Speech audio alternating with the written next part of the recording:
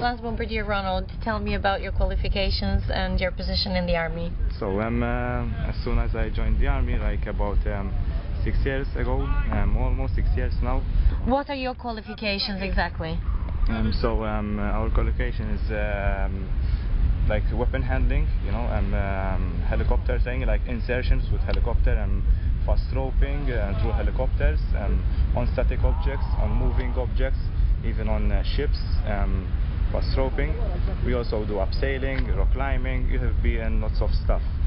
We also do weapon handling. What sort of skills have you acquired throughout the years? For example, you'll be more responsible when you're doing things. Uniformity. You never give up when you do something. I mean, with the hard training we do, you can see here, lots of training. In your mind, you always say, never give up. Been abroad? Yes. Tell me a bit about that experience. I've been deployed in lots of areas. I mean, I was in Greece for the Frontex. I was in Libya as well when there was crisis management, and I was in Somalia too. What was your experience being deployed abroad? We have been in the selection process here, doing lots of training, lots of stuff, hard training. I mean, I have to get home at night.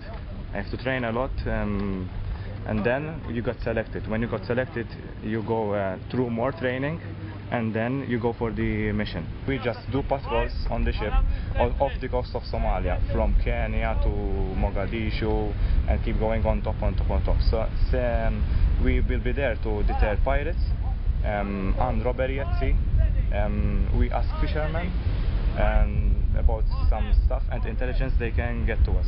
Were you ever engaged in a situation where you had to deal with real pirates? You're having lots of contacts. When you see a boat or something, you go to it and see if it's so. We didn't ever come to contact with pirates, but the team before us that go before us to the operation, and they had contact with pirates. I mean, they deter pirates, you know. What was the most dangerous thing that you ever experienced? I mean, our job is always dangerous. You don't know what in real life you're gonna get, so you go to work. Even here, right now in Malta, I mean, if we get something like hijack of a plane, bomb threats, VIP securities, and this other stuff. So basically, it's not always. It is always dangerous. You're always on alert in a way. Yes, and we work as a quick reaction force for Malta. What are the risks? There is an amount of risks, but there are calculated risks. So. How does your family feel about your job?